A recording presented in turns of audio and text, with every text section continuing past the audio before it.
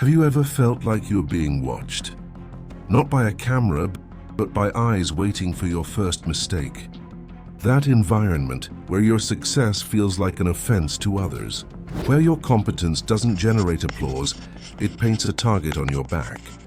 The pressure to be perfect because you know, if you slip just 1 millimeter, they will devour you. Daniel lived this, not for a day, but for 80 years, and now, the siege was closing in. Daniel isn't the young boy who arrived in Babylon anymore. He is an elder. His hair is white as snow, his steps are slower. But his mind? His mind is sharper than a general's sword. King Darius plans to place him above everyone else, and that is exactly what ignites the hatred in the corridors. The tall poppy syndrome kicks in. The mediocrity of the crowd cannot stand the excellence of the individual. They scoured his life. They looked for fraud, corruption, lies. They dug up the past. But the anguish of his enemies was this: they found nothing. Daniel wasn't perfect, but he was whole, and his integrity was a mirror that exposed their own rot. If they couldn't find a fault in Daniel's professional life, they needed to manufacture a trap in his spiritual life. The strategy was brutal: weaponize his faithfulness to God and turn it into a crime against the state.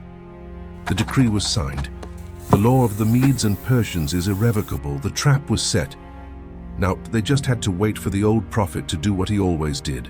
Here, most of us would panic. The reptilian brain would scream, "Hide! Pray in silence! Close the blinds! God knows your heart. You don't need to expose yourself." Let's step inside Daniel's mind now. Daniel feels the fear. The fear of death is biological, but he processes this fear with impressive speed. He understands that closing the window would be agreeing that King Darius has authority over his connection with the eternal. He realizes that changing his routine would mean that the fear of men is greater than his reverence for God. He doesn't decide to rebel. He decides to remain. It wasn't a political decision, it was a vital necessity, like breathing. He could have closed the curtains. No one would know. But Daniel opens the windows, not to be seen by men, but because he has nothing to hide. The enemies saw a crime. Heaven saw an act of love. The guards storm the room. Brutality interrupts peace. Daniel is taken. The hands that were praying are now bound. But look closely at his face as he is dragged away. Do you know what scares me about this story? The ease with which we close our windows when we feel pressured, at work, at college. When the environment is hostile, our tendency is to camouflage ourselves, to become a secret agent of our own faith.